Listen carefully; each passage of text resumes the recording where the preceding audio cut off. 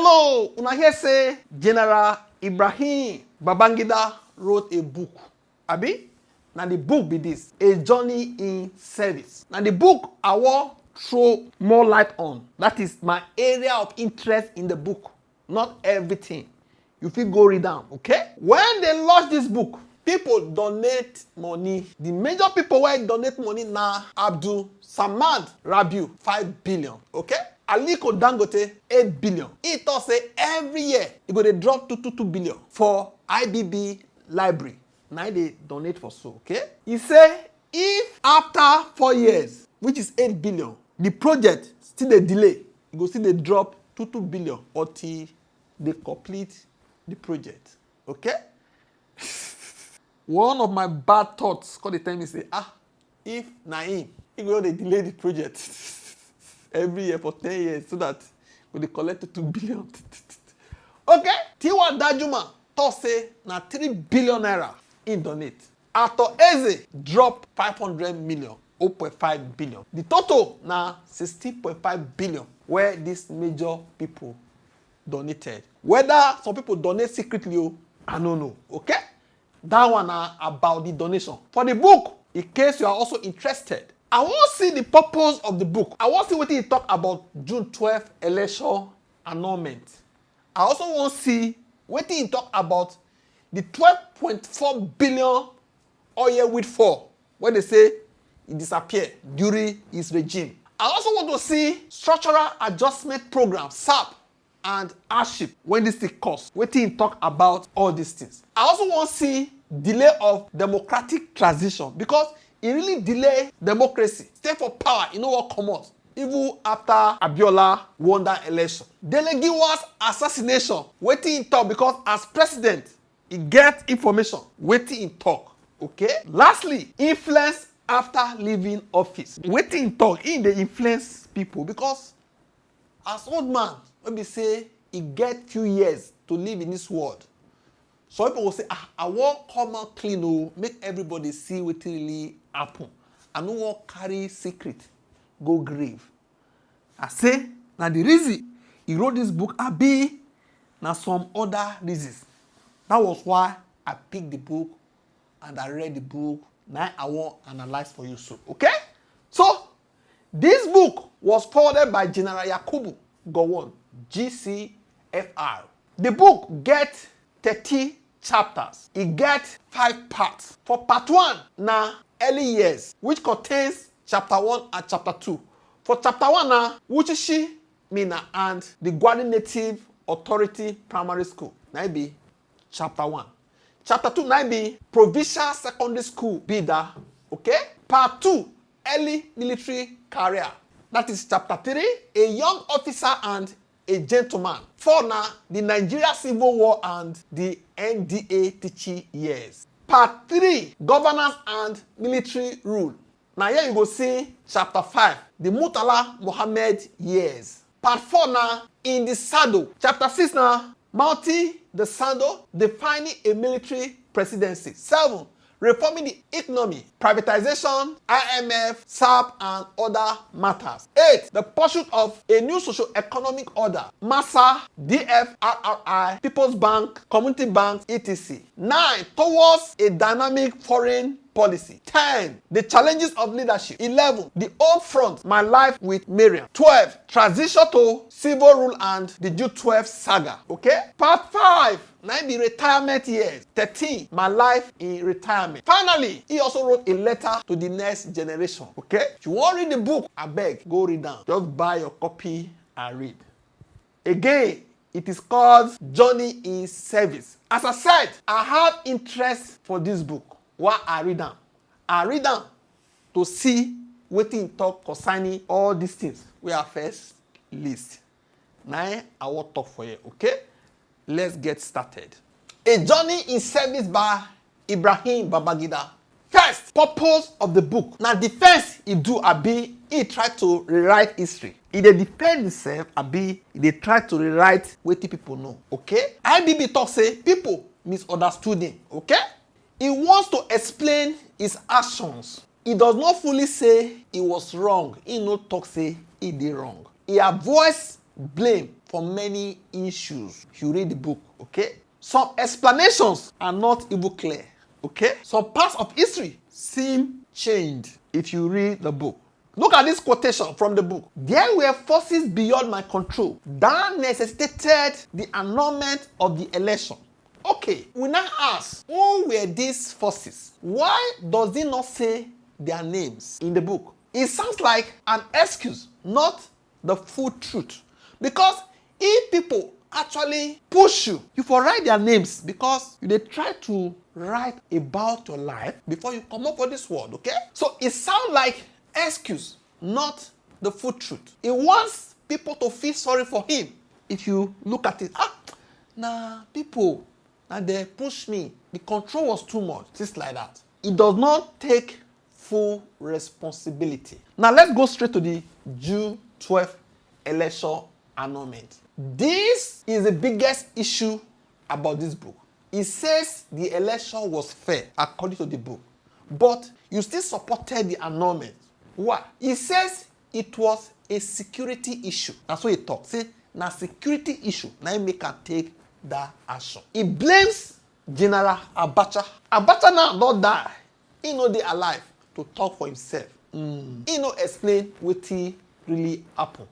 For instance, these are quotes from the book. I was caught between the devil and the deep blue sea. Abacha and his group made it impossible to proceed.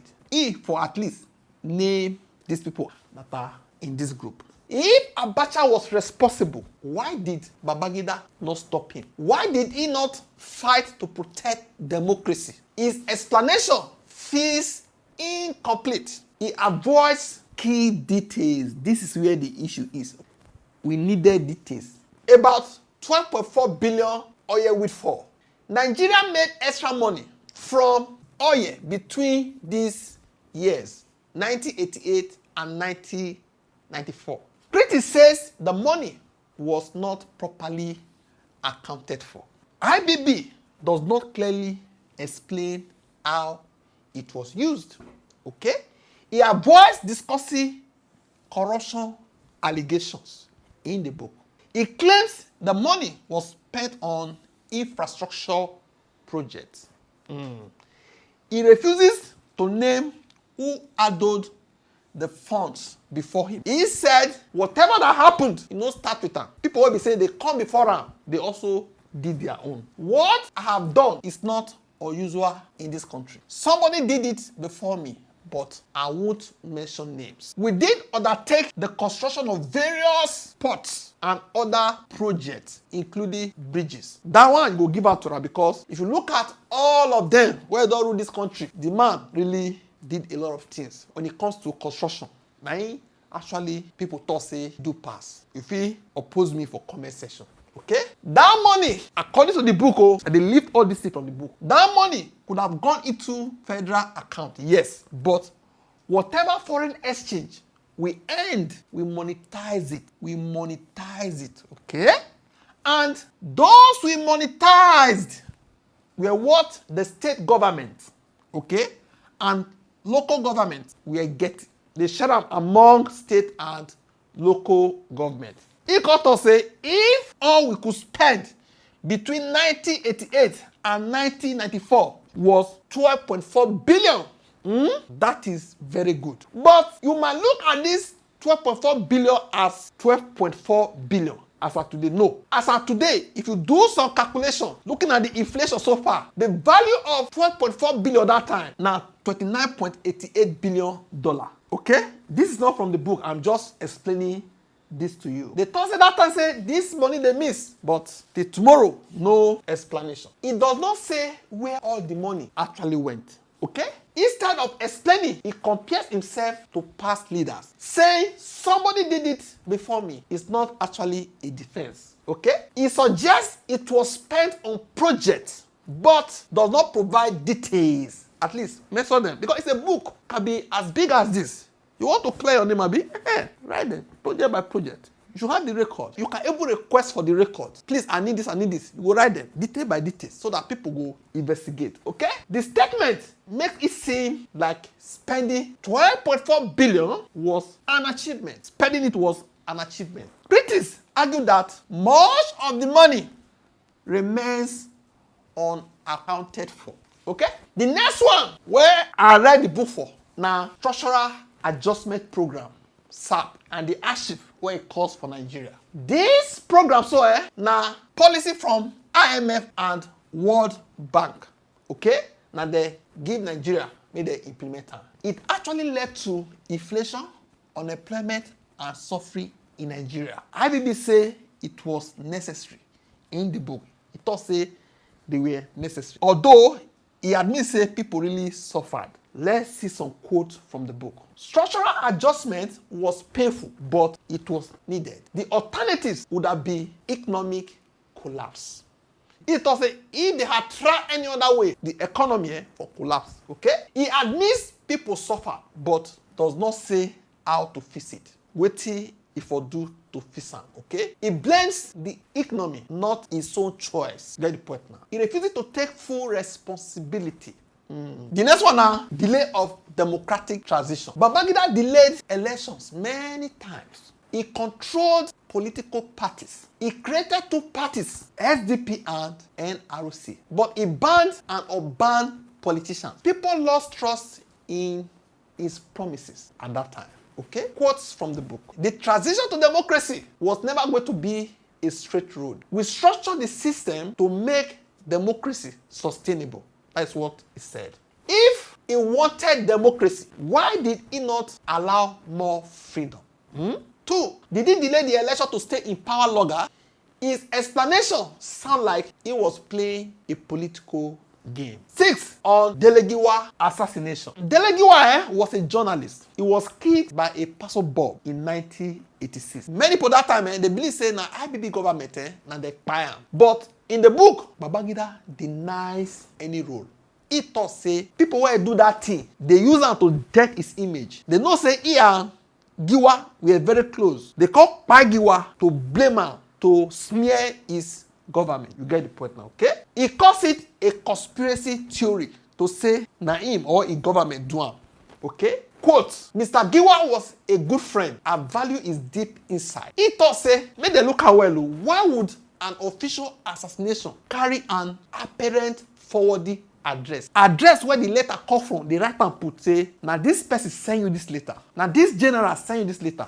Now IBB send you this letter. You get the point now. Now this your friend send you this letter. Now Mr. Ojo send you this letter. How can assassination letter to kpai person or carry the address of the person where walk kpai person? That one said indirectly, it is stupid. Wetin they try to talk be say nobody where walk kpai person go put say the thing where it take kpai the person come from am. You understand now, okay? Saying he was my friend does not prove innocence because even friends they kpai friends. You get the point now, okay? His sarcasm about forwarding address sounds defensive because na later bomb, boom, the thing go scatter be. Now before they open am, they go see the address. At least that one will give confidence to person say, okay, I know who sent me this. But once the thing explode, we no go fit trace the address where they write put for that letter. You get the point now, okay?